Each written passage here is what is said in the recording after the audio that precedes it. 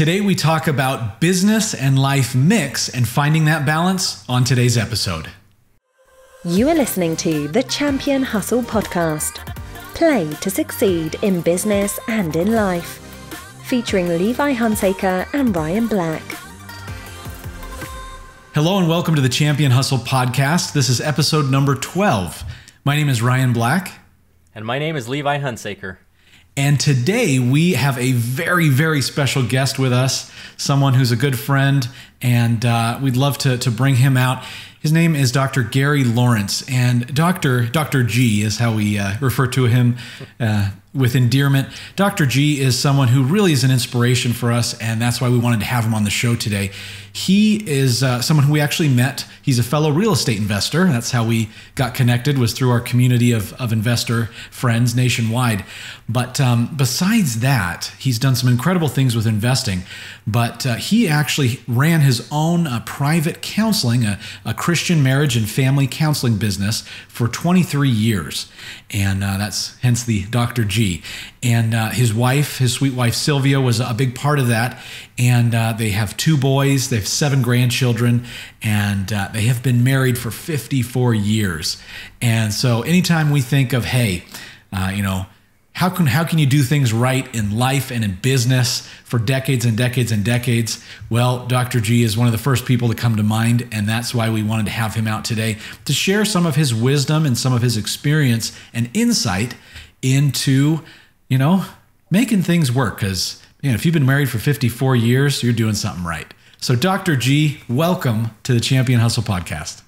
Well, thank you so much, Ryan and Levi. It's a joy to be here today.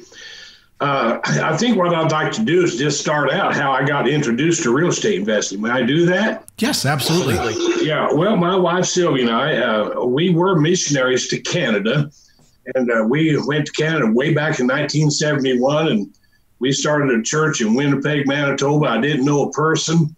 And I rented an empty church building and just started knocking doors. And in 6 months, I had 170 people in our congregation. And 3 years later, we bought 5 acres of land and built a 450-seat auditorium and an educational facility for 125 students for our private school. And then we started another church in Kamloops, British Columbia, and another school.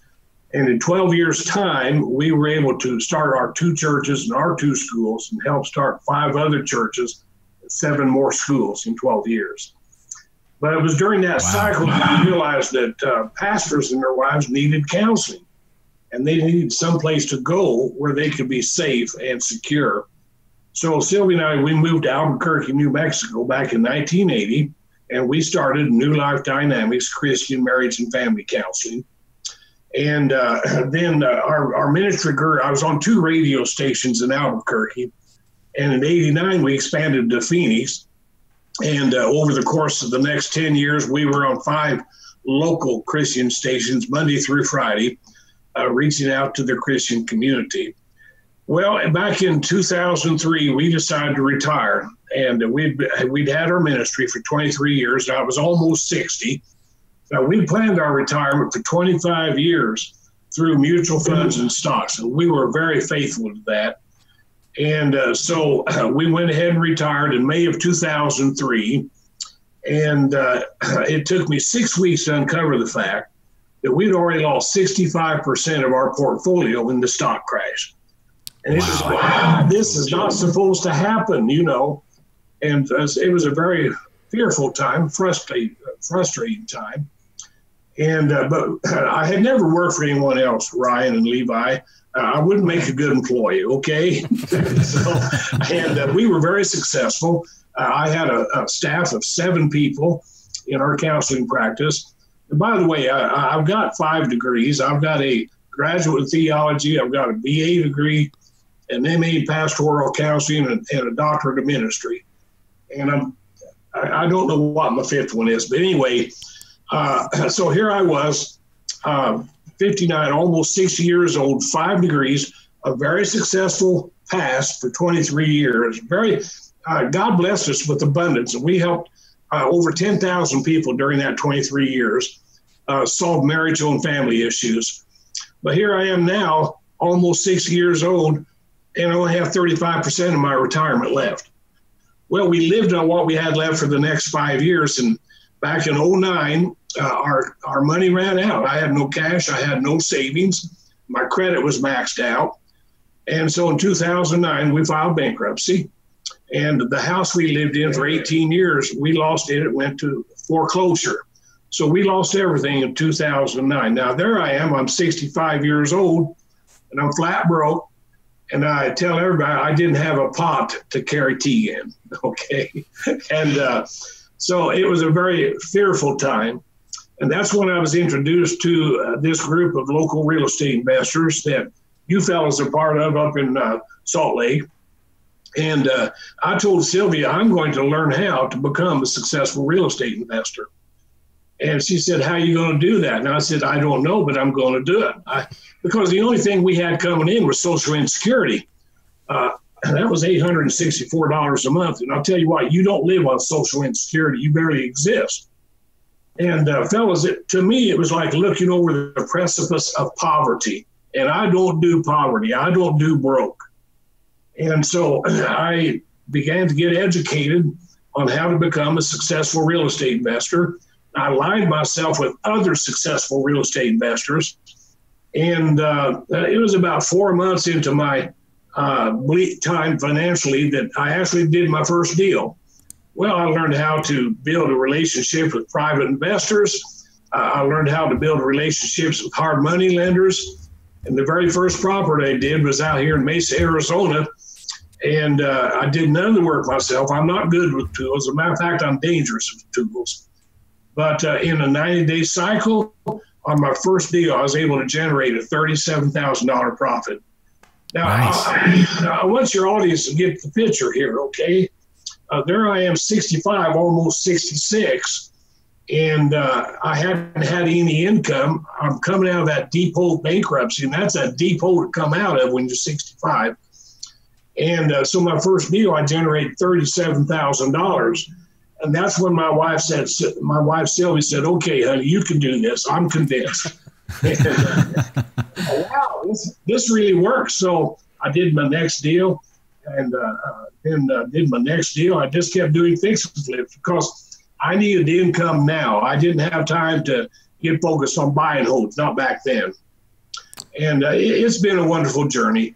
And so let's see now. I've been doing this since 2010. Wow. Dr. G, I thank you for being so vulnerable and for sharing behind the curtain everything. I want to touch in on something.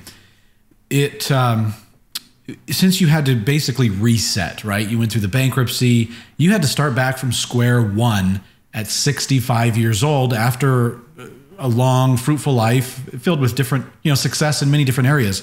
Right. My question for you is, tell us a little bit about the mindset, because we talk a lot about mindset on this show. Obviously, you had the right mindset to, instead of just wallowing and feeling sorry for yourself and just, I don't know, you got back up, you pulled yourself up and went. I mean, that's impressive. Can you tell us a little bit about that, your mindset on that? Well, I have to be honest with the audience. I did have what I call a 5-year pity party. Remember, I was almost 60 when I found out we lost 65% of our portfolio. We lived on what we had left for the next 5 years. And so, to be honest, during that 5 years, I was having a pity party. I thought, and I was mad at God. I thought, Lord, after 40 years of service, is this what's going to happen to Sylvia and I? And I know a lot of people say, well, how could you get mad at God? Well, I don't know. I just got mad at God. Okay, I don't know if any of you have ever done that. Because, the Bible says, asking you shall receive, knock it shall be opened unto you. And so there was that 5 year, I call it my 5-year valley of inertia. I didn't move forward. I didn't move backwards. I didn't move sideways. I just sat there and felt sorry for myself for 5 years. And then when I went through bankruptcy and foreclosure, it's just interesting how the Lord works, because that's when I was introduced to this group of real estate investors. And, I thought, I'm 65. I'm still young. I'm just a young fellow. I've got a good 15 to 20 years of productivity and accumulation left. And so I just decided the pity party's over. The poor me attitude is gone. Now I'm going to recreate. And see, here's what I tell everybody. If you focus on what you've lost, you will never focus on what you can create. And if you don't get out of the past, you'll never get into the present so you can create your future. And so that's what I did. I just decided I'm going to learn how to become a successful real estate investor. And here I am now. I'm 76. And as a matter of fact, we're doing 2 double-wide manufactured homes and a single-wide on 3 lots out in Mesa. And it's been a year-long project, but we finally got everything occupant approved just yesterday by the state of Arizona and the county of Maricopa. And you know what that's like working with those organizations. Oh, yeah. And, yeah, big time. And but the market's up. My goodness, people are moving from California to Arizona by the droves. And I hope they leave their politics in California. But anyway, I don't want to get into that. But when it's all said and done, we're going to clear about $180,000 in profit on this deal. Wow. Ooh, I like it. And that's pretty good part-time income for an old guy, isn't it? Not too bad for 76 years young. That is part-time incredible. income. I like it. Yeah. Well, and so every once in a while, there's 2 things. I'll have people say, well, how have you and Sylvia stayed together for 54 years? Well, we decided to. Okay. Every once in a while, I'll meet some nut that says, well, my wife and I have never had an argument. And I thought, you dumb liar, you. There's not a marriage on earth that hasn't had a conflict. Likewise, people say, well, how did you know that this was going to work out? Well, I decided it was going to work out. Okay. You've got to be committed to your future because no one's going to create it for you. I love that. Now, man, you're just like dropping nuggets after nuggets. I don't even know where to start here. I'm just once again, we're so grateful to have you joining us today, Dr. G. Oh, it's my honor, Ryan. Thank you. Go ahead, Levi. Why don't we take a step back? So a lot of people, as they start a business, they have a family, they have another day job, most likely. And so you have all of these competing interests competing for your time. And sure. Time is one of the most valuable resources because once right. you've spent it, you don't get it back. So that's right. As you were starting all of these businesses and you had young children and you and Sylvia were working together, how did you make sure that you had time to run your business and time to grow a strong family at the same time? Oh, that's a great question, Levi. Well, first of all, my family was number one priority. My business never was. Okay. My priority list, and I'll just be bold and share it with all your audience. My priority list, number 1 is the Lord. Okay. Number 2 is my wife, Sylvia. Number 3 are my boys, and number 4 is me, and number 5 is my business. If you're not successful in all those other areas of your relationships, your business is not going to go anywhere. It's that simple. Now, that's my opinion. And you know what they say about opinions, they're like noses. Everybody's got one, but some of them smell. Okay. I was firmly convicted of that. And so when we started our churches, of course, my wife and my boys were part of our ministry. And then we started our Christian school. My boys and my wife was part of the education program that we offered. And so it's a matter of having your priorities in order. Now, Sylvia and I, we've had our struggles. There were times when she didn't like me. There were times I didn't like her. I remember one time it really got bad. And so I started praying for the Lord to take her home. And so I prayed that way seriously for a couple of weeks because, I was a pastor. And if the Lord took my wife home to heaven, everybody in the church would feel sorry for me and say, oh, Pastor Lawrence, we're praying for you, Well, after a couple of weeks, I realized the Lord wasn't going to take her home. So I started praying, Lord, take me home. And I'm sharing this story because there were some tumultuous times in our marriage. But you know what? We learned principles. I learned how to be a husband. I learned how to love a wife like Christ loved the church. Now, I don't want to turn this into a Sunday school lesson, but if you don't have principles that guide you, you're not going to get anywhere in life. No matter what endeavor it is, no matter if it's a marriage, no matter if it's a business, if you don't have principles to guide you, you're in a tough place, because principles are truths that never change. Okay. Tomorrow morning, the sun's going to rise in the east. That's a principle. That's never going to change. Guess what? It's going to set in the west. Okay. Another principle, what goes up must come down. Well, there's principles in any business, and real estate investing is another type of business. And so you've got to have knowledge. You've got to have principles so that you don't go out of bounds with your decisions. And so did I answer your question okay, Levi? Yeah, it just brings up so many more, right? Go ahead, dude. So as you have these hard times where, maybe you and your spouse or you and your kids aren't seeing eye to eye, what are some good tips for us personally and for our listeners to be able to take that head on and do you want me to talk about, you want me to turn this into a marriage counseling session? Well, the bottom line, husbands need to learn. Well, first of all, let me say this. A man's ability to love his wife is the overflow of his own self-esteem. And if a man doesn't have a healthy self-esteem, he has nothing to give to his wife. And, the Bible says, love your neighbors as yourself.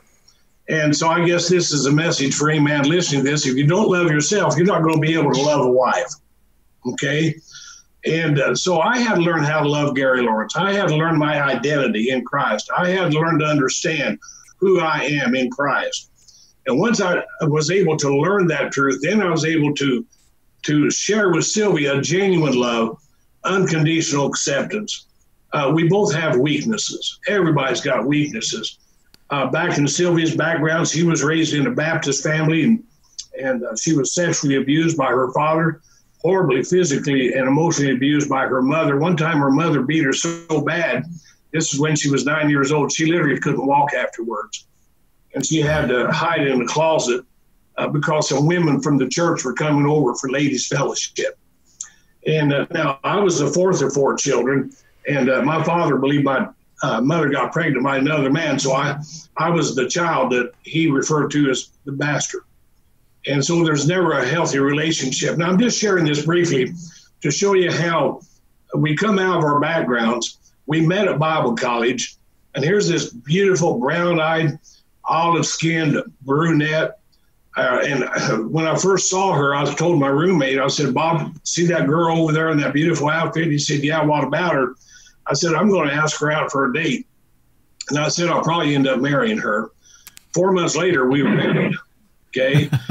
But anyway, we didn't understand these dynamics then. See, when we met at the wedding altar, she escaped her rejection by being the escaper. I escaped my rejection by being the survivor. I will survive. I will fight back. So when we met at the wedding altar, she needed someone to dominate her, and I needed someone to dominate.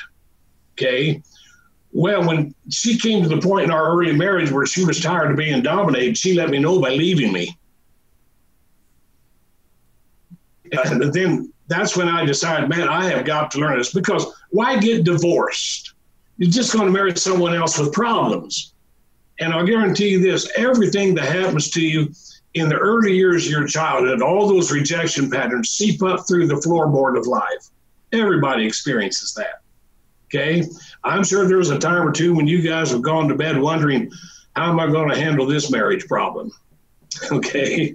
I don't, maybe not. Maybe you guys have had a perfect marriage. I want to tie that into real estate investing.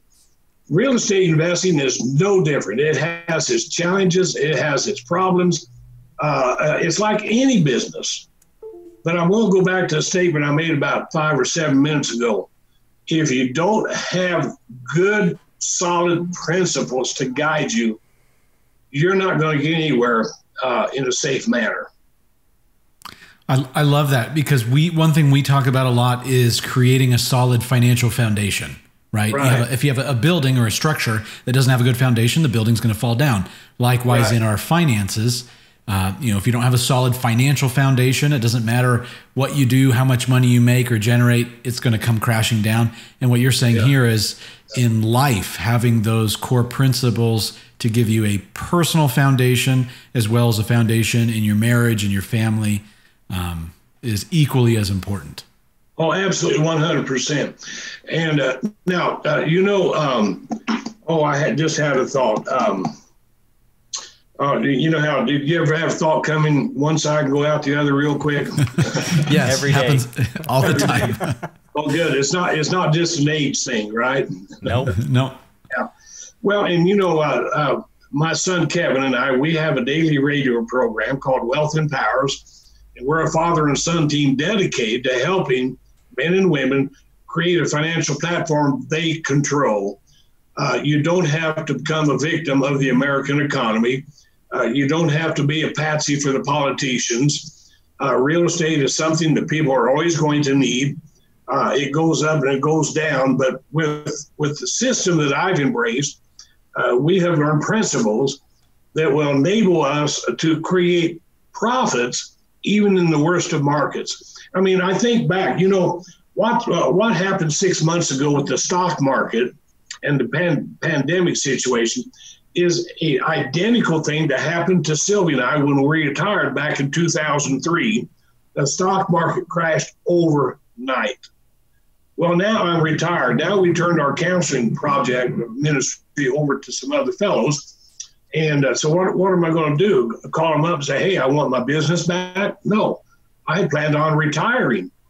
And so it's really interesting how history repeats itself. But when I got started, the market had crashed and people were being foreclosed on left and right. The housing market was down. But because of the knowledge I've gained with our team of real estate investors, I was able to be profitable financially. It just blows my mind how profitable I was. Okay. But here again, I made a decision, a commitment to Gary, I'm not going to live in poverty. Okay. And so the bottom line is every once in a while, I'll have someone say, well, Dr. G, how did you do it? I'll say, that's a great question, but I can't answer that right now.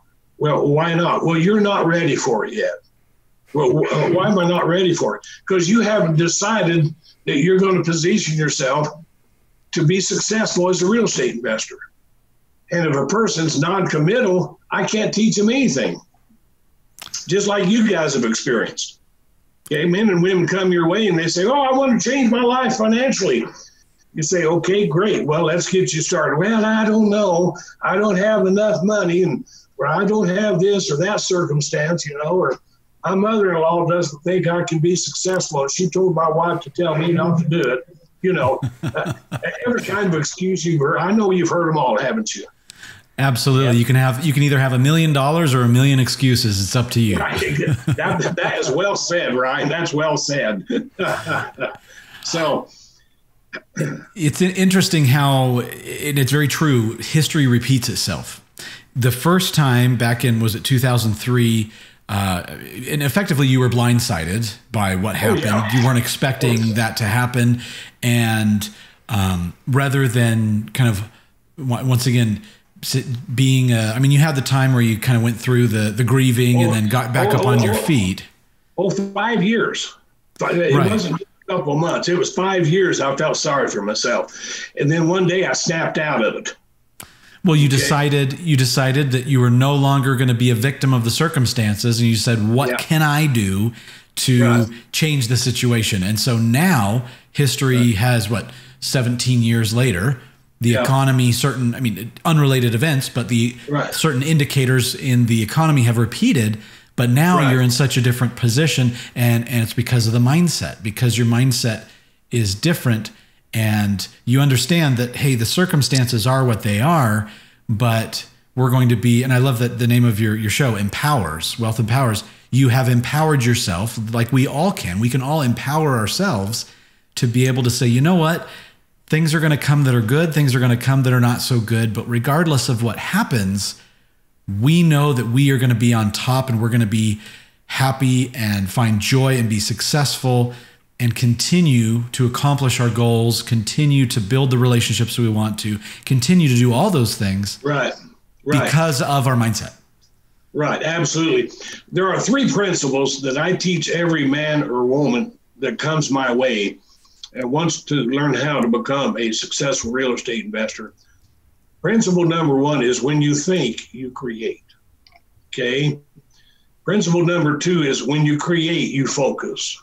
And principle number 3 is what you focus on expands.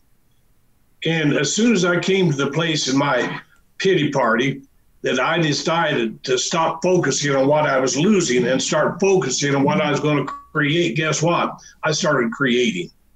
Okay. And so here again, it comes back to what principles do you have to guide you?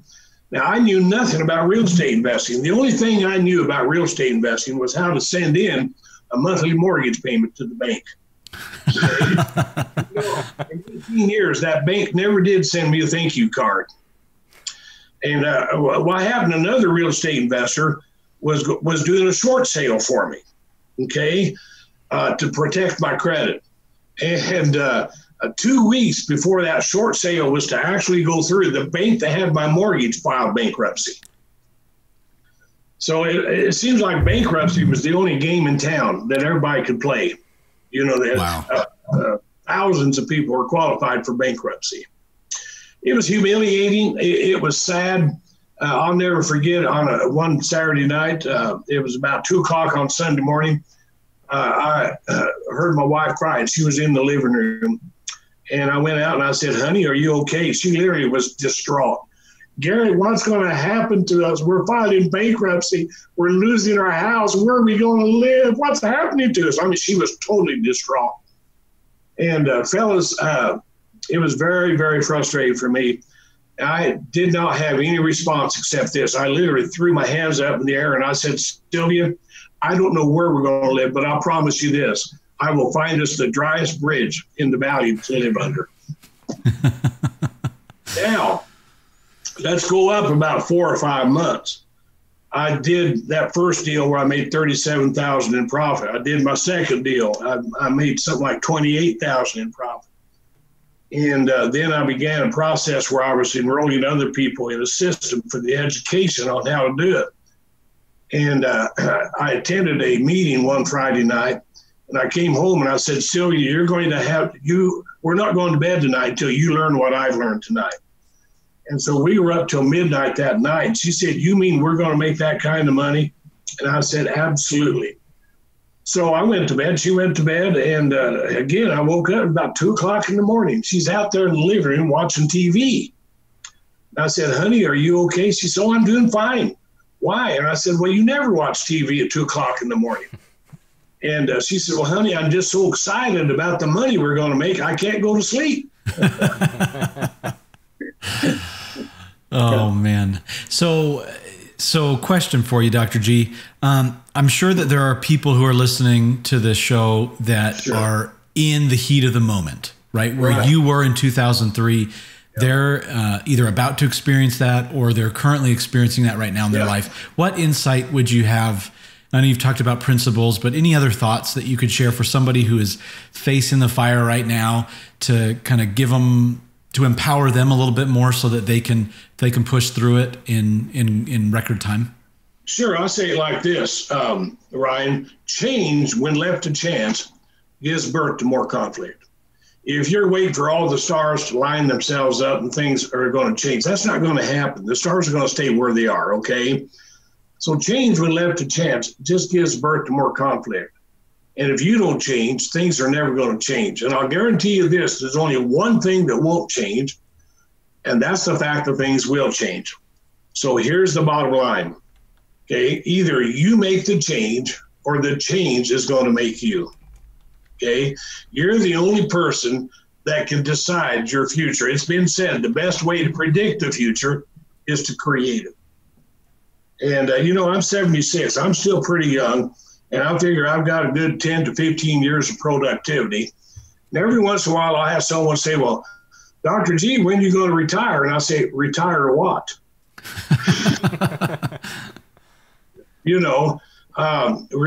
Why should I stop serving other people? why should I stop feeling like, well, I'm too old to bring value to other people? Okay. Now, I know people in their 20s and 30s that have stopped living. It's been said, it's not a matter of how many years you have left in life, but how much life do you have left in your years? See? I love it. Yeah. And Ryan and Levi, I know you guys have met people in their 30s and 40s. They have no life in their life. Okay.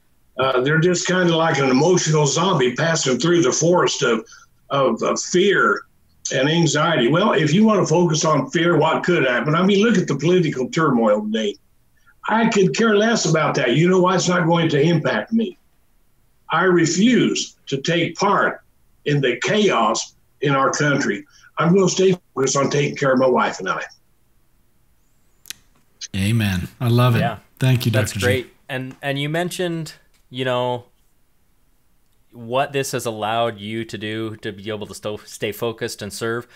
Where do you see, how much time do you spend in your business? And then what do you do in all that spare time that you have? Well, that's a good question.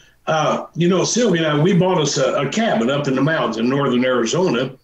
And about 3 years ago, beautiful cabin, brand new, bought the lot, put a brand new double wide capital home on it, 1,400 square foot.